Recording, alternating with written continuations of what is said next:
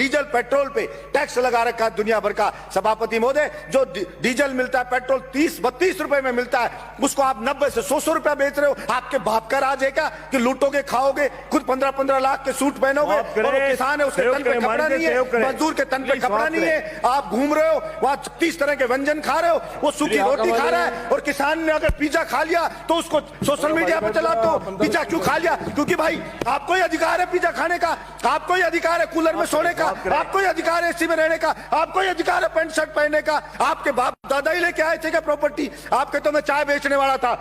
मैं पूछना चाहता हूं नरेंद्र मोदी जी, कितने चाय बेचने वाले 15-15 लाख का सूट पहनते हैं?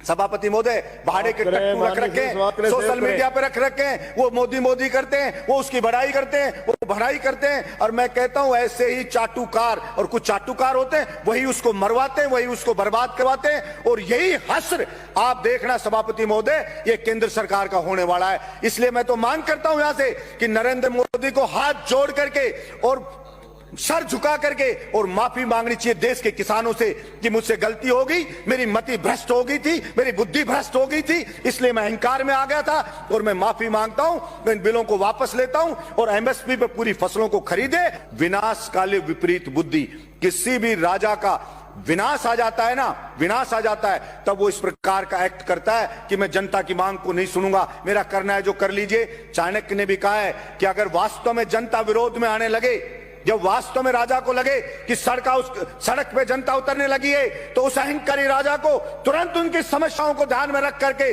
समाधान करना चाहिए, वरना जनता उसको उठा के कुर्सी से मोदा पटक देगी। ये उस राजा को ध्यान रखना चाहिए। मैं कहना चाहता हूं मेरे इस सदन से कि नरेंद्र मोदी जी को भी यह अहंकार नहीं रखना चाहिए। ये जनता उठा के ऐसा पटक देगी कि वो कल्पना भी नहीं कर सकते। और वही लोग जो आज मोदी कर रहे हैं, जो आज जयकारे लगा रहे हैं, वही उनको गाली देते हुए नजर आएंगे कि इस मोदी के कारण हम बर्बाद हो गए, सब कुछ लुट गए, जनता की गालियां खा रहे हैं। वो सब के सब कहना पड़ेगा। देश जो बना है वो यहां पे रहने वाले लोगों से सभापति महोदय देश बना है।